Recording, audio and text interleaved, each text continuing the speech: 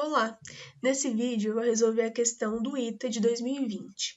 O enunciado diz o seguinte: a figura ilustra um experimento numa plataforma que, no referencial de um observador externo, se move com velocidade v constante de módulo comparável ao da velocidade da luz. No instante t0, a fonte F emite um pulso de luz de comprimento de onda lambda, que incide sobre a placa metálica A, sendo por ela absorvido e, em consequência, emitindo elétrons, que são desacelerados pela diferença de potencial VAB. Considerando que os elétrons atingem a placa B a partir do instante t, assinale a alternativa que referencia apenas variações independentes que diminuem o intervalo de tempo ΔT igual a t menos t0 medido pelo observador. Ok, aí ele está várias alternativas e ele quer que você interprete de acordo com as equações que a gente conhece da física moderna, tá? Como, por exemplo, o efeito fotoelétrico, que é justamente o que está sendo trabalhado nessa questão. Então, o que a questão quer? Quer que a gente analise, né, vendo pelas alternativas, as relações entre lambda, o que acontece com lambda, o que acontece com a diferença de potencial e o que acontece com a velocidade. Então, a gente precisa fazer 3 análises separadas para conseguir chegar numa resposta, né? Na verdade, a gente vai perceber que, a partir do momento que a gente encontra uma das relações, é mais fácil eliminar alternativas, né? E é isso que a gente vai fazer aqui. Tá, então a gente vai começar aqui as análises, tá? A primeira análise que a gente tem que fazer é do comprimento de onda, né? O lambda.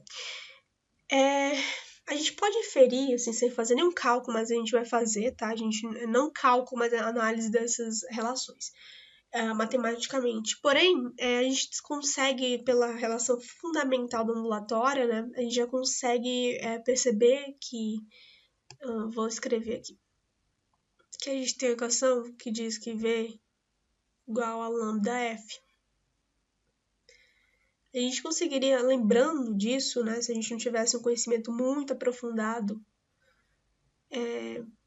em física moderna, já inferir que a partir disso, dessa equação, que a partir dessa equação a gente já conseguiria inferir que o comprimento de onda e a frequência são inversamente proporcionais, certo?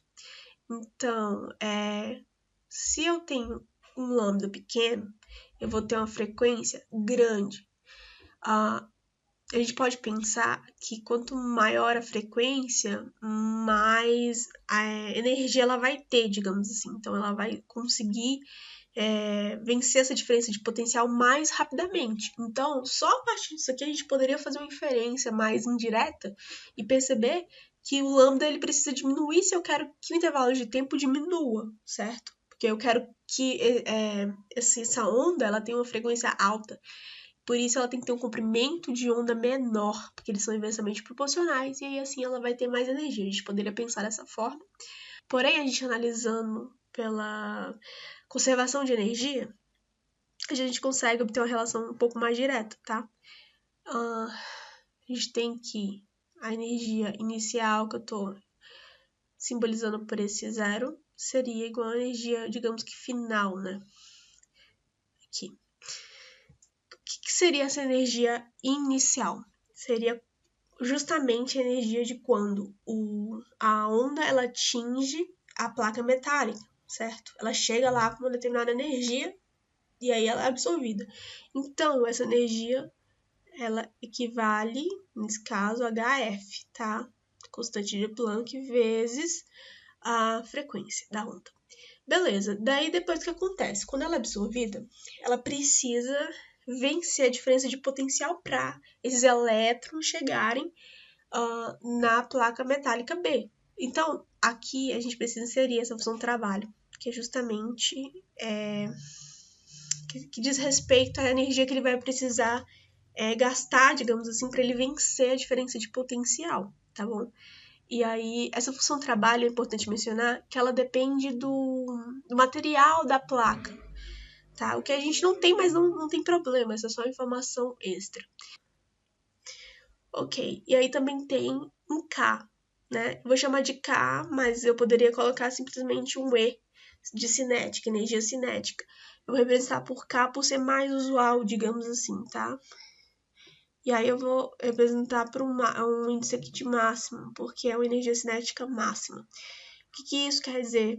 Quer dizer que quando os elétrons saem, no momento exato que ele sai da placa A, eles saem com uma velocidade máxima, com o máximo de energia cinética, o máximo de movimentação. Porque depois, ao longo do tempo, né, eles vão sendo desacelerados pela diferença de potencial. Ou seja, eles vão, digamos que, perdendo, né, a energia cinética, né? Ela vai sendo transformada em outro tipo de energia. E aí, por isso que a gente quer saber aqui o máximo de energia, porque o que interessa saber exatamente é no momento que ele está saindo da placa. Ok, agora a gente consegue abrir tanto essa parte desse K máximo da energia cinética, quanto esse F aqui. Justamente por essa relação fundamental, né? Nesse caso, como a velocidade ele fala, dessa onda ela é comparável à velocidade da luz, a gente pode substituir esse V aqui por um C, né? Que é justamente a velocidade da luz, e uma HF. Então, esse F a gente tem que é um C sobre lambda.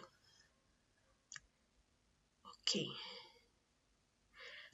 Então, a gente pode substituir aqui, no lugar de F, C sobre lambda, e manter essa função de trabalho, porque ela depende de informações que nós não temos e também não é necessário. E abrir essa energia cinética, que vai ser meio de mv².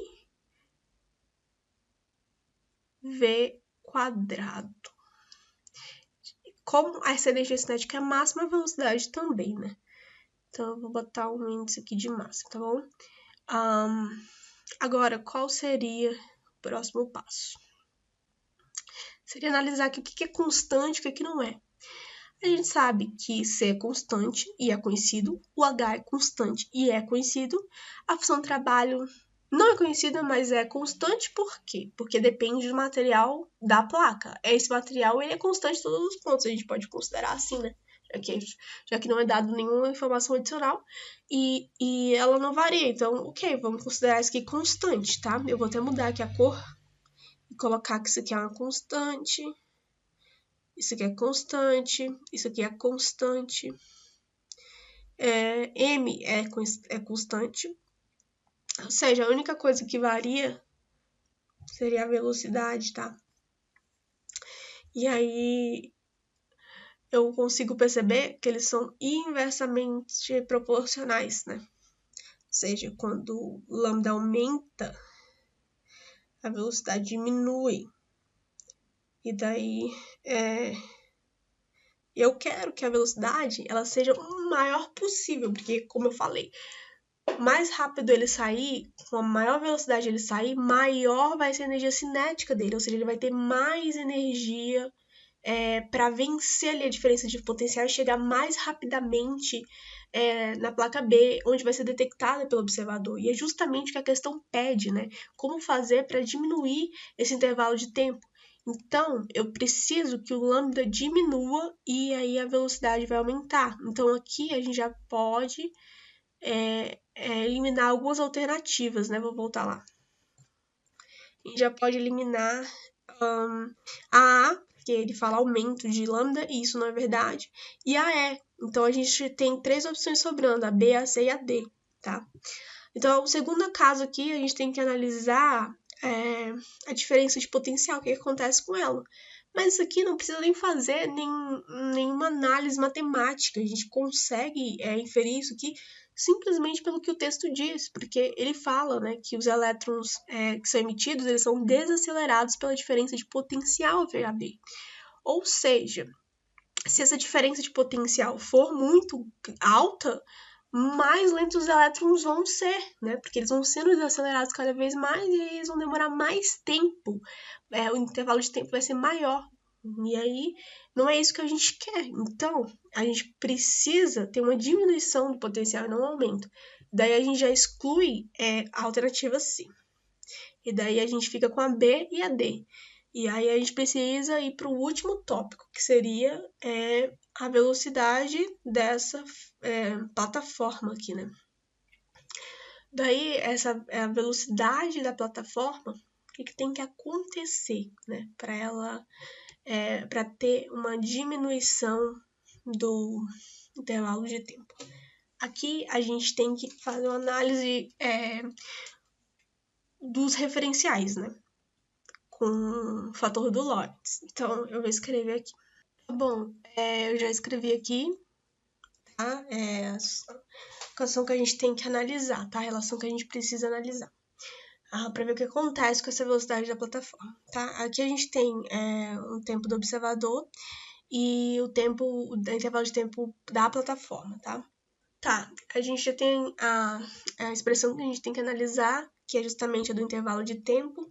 Esse gama aqui é o fator de Lorentz, tá bom? Esse ΔT' seria o intervalo de tempo pro observador, enquanto esse ΔT seria o intervalo de tempo da plataforma. A gente percebe que o fator de Lorentz já tem o V ali, a velocidade contida, que seria justamente a velocidade da plataforma. Quanto maior for essa parte de baixo, menor será esse número, esse gama vai ser menor, né? Então, o intervalo de tempo aqui vai diminuir também, porque eles são diretamente proporcionais. Então, o que vai acontecer? Eu preciso, vamos supor aqui, eu vou colocar uma velocidade, se eu colocar uma velocidade muito alta, aqui, muito próxima à da luz, né? Isso aqui ia ficar praticamente zero, quase zero isso aqui, né? Então, isso aqui ia aumentar muito, ia aumentar mais, e o intervalo de tempo ia aumentar também para o observador. Isso a gente não quer, a gente quer justamente que diminua. Então, eu preciso que essa velocidade ela diminua. Por quê? Se a velocidade diminuir, se essa velocidade aqui diminuir, que é da plataforma, o que vai acontecer? Eu vou ter essa expressão mais próxima de zero, digamos assim. E aí, isso aqui vai ficar um número maior, né? E aí, isso aqui vai diminuir. Então, eu preciso que a velocidade diminua. Qual é a alternativa que me mostra isso? É a alternativa B, porque aqui tem a diminuição de lambda, a diminuição da diferença de potencial e a diminuição da velocidade.